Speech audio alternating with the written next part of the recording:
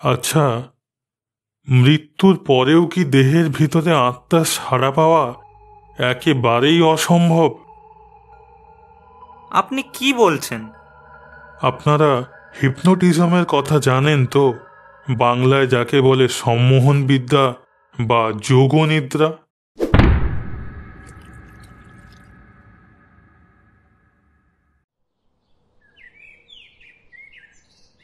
জন্ম মৃত্যু কথার কথা মাত্র, বুঝলে হেমেন্দ্র? দেহটা সাময়িক খোলস ছাড়া আর কিছুই না। জন্মের আগেও এবং মৃত্যুর পরেও আত্মা বেঁচে থাকে। আপনার মতো বিখ্যাত স্পিরিচুয়ালিস্ট আমাদের দেশে খুব কমই আছে অনন্তবাবু, সেটা আমি জানি। কিন্তু একজন যাকে বলে ইয়াং ডাক্তার হিসেবে আত্মার ধারণাকে বেশি প্রশ্রয় দেওয়াটা আমাদের ডাক্তার সমাজের নীতিবিরুদ্ধ নয় কি? আর এমনিতেও আত্মা বলে কোনো কিছুর অস্তিত্ব যে আছে, আজ পর্যন্ত হাতে নাতে এমন প্রমাণ আমি পাইনি। জন্ম মৃত্যু ও দেহগত সমস্ত রহস্য আমার নখদর্পণে, এমন অভিমান আমার আছে। রাস্তায় কিছু একটা গোলমাল বেঁধেছে মনে হচ্ছে, চলো দেখি। এই সরুন সরুন দেখি। আরে এ কি, এ তো সুরেন বাবু, এইভাবে রাস্তায় পড়ে আছেন কেন? উনি মনে হয় বারান্দার উপর থেকে পড়ে গিয়েছেন। আরে তো আপনারা হাঁ করে দাঁড়িয়ে দেখছেন কি? এই হেমেন্দ্র, ধরো ধরো, ওনাকে একটু ধরে বাড়ির ভেতরে নিয়ে চলো। অনন্তবাবু, এনার মৃত্যুর আর দেরি নেই। আমার অনুমান দেহের উপরটায় গুরুতর আঘাতের চিহ্ন নেই বটে, কিন্তু দেহের ভেতরের অবস্থা খুবই ভয়াবহ।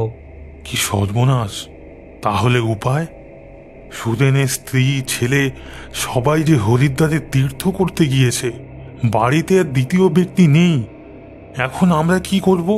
আমার পরীক্ষা ভুল হতে পারে, দাঁড়ান ডাক্তার পি ঘোষকে ডাকি, উনি আমার সিনিয়র।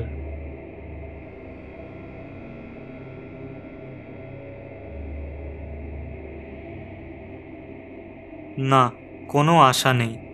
মিনিট কয়েকের মধ্যেই ইনি মারা পড়বেন।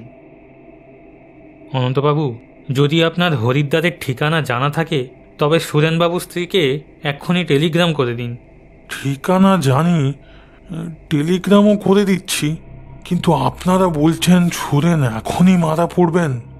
হরিদ্বার এখান থেকে একদিনের পথ নয়। সুরেনের আর কোনো আত্মীয় নেই। সমস্ত ঝুঁকি আমাদেরই সামলাতে হবে তো।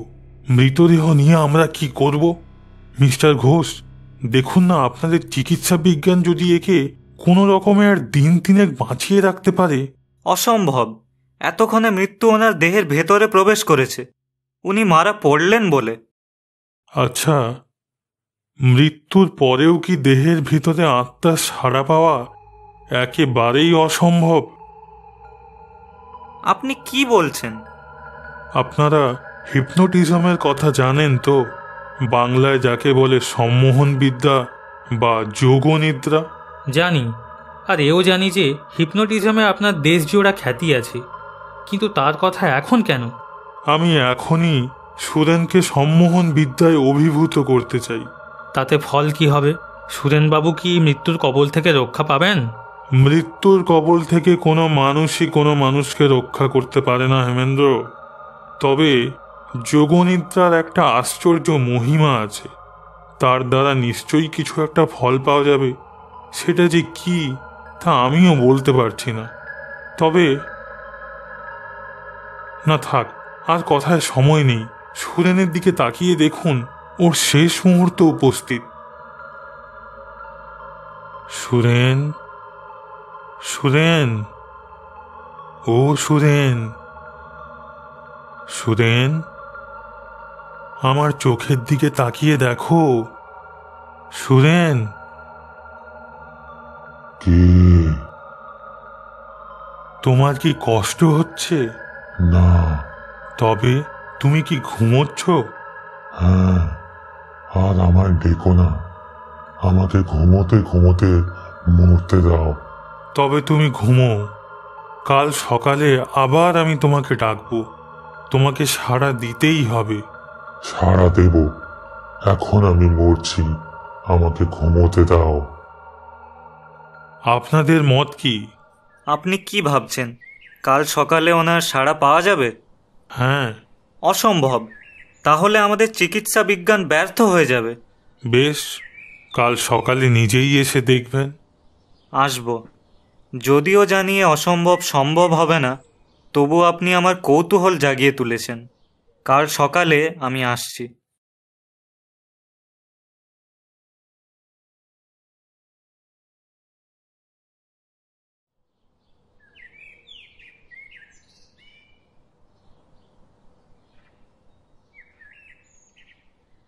দেহ শীতল এবং আড়ষ্ট, হৃৎপিণ্ডের ক্রিয়া বন্ধ, শ্বাস প্রশ্বাস নেই। কাল রাতেই এনার মৃত্যু হয়েছে। অনন্তবাবু, এখনও কি আপনার সন্দেহ দূর হয়নি? আর কেন অনন্তবাবু, এইবার ইনার সৎকারের ব্যবস্থা করুন। হরিদ্বারে টেলিগ্রাম করে দিয়েছি, আগে সুরেনের স্ত্রী আর ছেলে আসুক। সে কি, ততক্ষণে দেহের কি অবস্থা হবে বুঝতে পারছেন? দেহের কি অবস্থা হবে বুঝতে পারছি না, তবে সুরেনকে আর একবার ডেকে দেখা দরকার। আপনার কি মাথা খারাপ হয়ে গেছে? আর কাকে ডাকবেন? সুরেন, সুরেন। আরে কি আশ্চর্য, মরা কখনো কথা বলে? সুরেন, সুরেন, সুরেন, আমি ডাকছি। সুরেন, সাড়া দাও সুরেন, সুরেন। আবার কেন? আমার মৃত্যু হয়েছে, আমি এখন ঘুমোচ্ছি। সুরেন, তুমি কি এখনো ঘুমিয়ে আছো? না, আমি ঘুমোচ্ছিলাম বটে, কিন্তু এখন আমার মৃত্যু হয়েছে।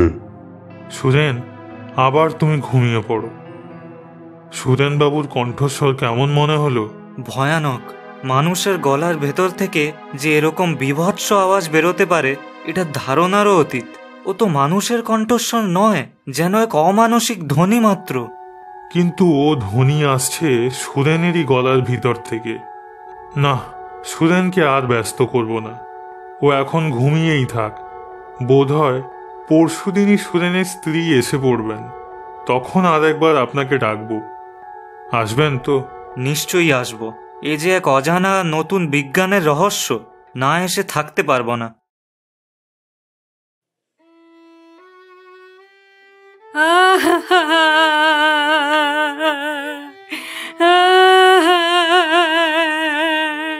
কি হলো গো?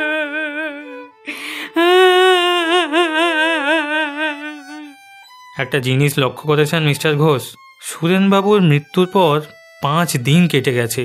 একে গ্রীষ্মকাল, তাই এবছর পড়েছে আবার অতিরিক্ত গরম।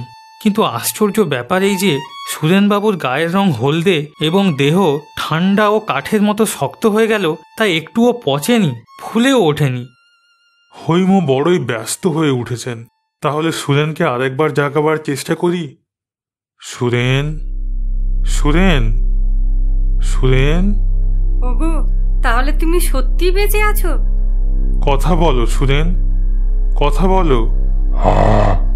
আবার কেন ডাকাডাকি? বলেছি তো আমি বেঁচে নাই। ওগো, ওগো, এই তো তুমি বেঁচে আছো, এই তো তুমি কথা কইছো। একবার চোখ মিলে তাকিয়ে দেখো, আমরা সবাই এসেছি। হৈম, হৈম, স্থির হও, শান্ত হও তুমি। সুরেন এখন আমি ছাড়া আর কারোর কথার জবাব দেবে না। সুরেন, সুরেন, হৈম তোমাকে ডাকছে। ডেকে লাভ নেই, আমার মৃত্যু হয়েছে। তোমার যদি মৃত্যুই হয়ে থাকে, তবে তুমি কথা বলছো কেমন করে? আমি এখন আমার এই মৃতদেহের ভিতরে বন্দী হয়ে আছি। বন্দী? কেন? তুমি যেতে দিচ্ছ না বলে। হৈম, হৈম, আর কেন? তোমার জন্যই এই কদিন সুরেনকে যোগনিদ্রায় আচ্ছন্ন করে রেখেছি। এইবার ওর ঘুম ভাঙাই, ওর আত্মাকে মুক্তি দিই। এবার তোমরা মৃতদেহ সৎকারের ব্যবস্থা করো। অনন্তবাবু, অনন্তবাবু, আমাকে দয়া করুন। উনি এ অবস্থাতে থাকলেও আমার সুখ। মনে করব আমি বিধবা নই। বেশ মা, তাই হোক। আরও কিছুদিন এইভাবে যাক। তুমি নিজের মনকে দৃঢ় করো, শান্ত হও, সংযত হও, তারপর আমার যা করবার করব। মনে রেখো মা, আমি হচ্ছি তুচ্ছ মানুষ। মৃত্যু হচ্ছে স্বয়ং ভগবানের ইচ্ছে। তাকে বাধা দেবার চেষ্টা করলে আমারও সর্বনাশ হবে, আমিও বাঁচব না। আমি আর সহ্য করতে পারছি না। আমার প্রাণ মন কেমন যেন হাঁপিয়ে উঠেছে। আমারও এখনই বাইরে বেরোতে পারলেই বাঁচি। আমারও ওই ইচ্ছে। চলুন চলুন, আমরা বাড়ি যাই।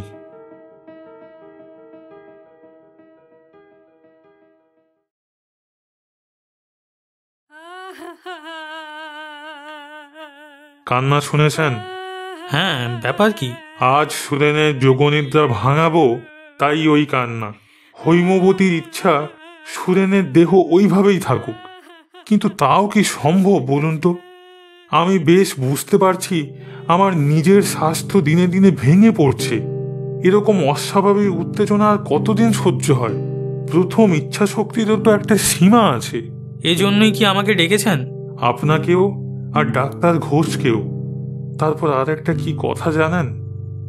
নিজেকে বড্ড অপরাধী বলে মনে হচ্ছে। কেন?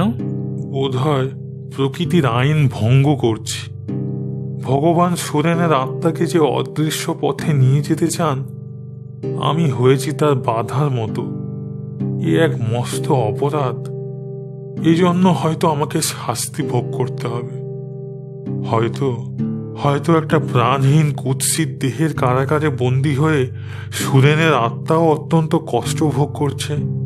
না না, আর না। আমি দৃঢ় প্রতিজ্ঞা করেছি এ ব্যাপারের উপর আজকেই জবনিকা ফেলে দেব। কারো মিনতি, কারো কান্না আর আমাকে বাধা দিতে পারবে না। আসুন আপনারা, আসুন। গোড়া থেকে যখন সঙ্গে আছেন, তখন শেষ দৃশ্যটাও দেখুন।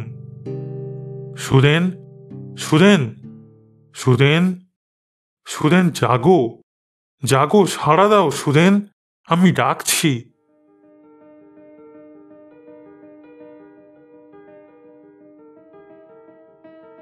তবে কি আমি ব্যর্থ হব? সুরেনের আত্মা কি এখানে নেই? না না না, তা হতে পারে না। যোগনিদ্রার প্রভাব না থাকলে দেহের অবস্থা হতো অন্যরকম। সুরেন, সুরেন, সুরেন, জাগো, তোমার যোগনিদ্রা ভঙ্গ হোক সুরেন, সুরেন।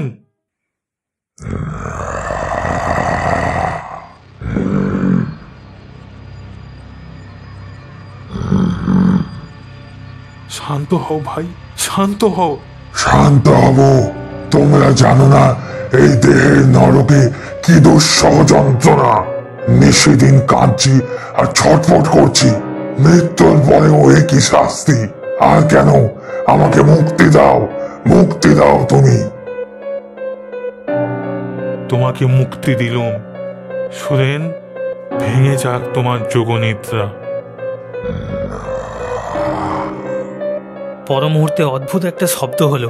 সঙ্গে সঙ্গে আচ্ছন্নের মতো দেখলুম তক্তাপোষের উপরে পড়ে রয়েছে সুরেনবাবুর দেহের বদলে একটা নরকঙ্কাল, এবং তার চারদিক দিয়ে গড়াচ্ছে বিগলিত মাংস, মেদ, মজ্জার তরল বিবর্ণ ধারা।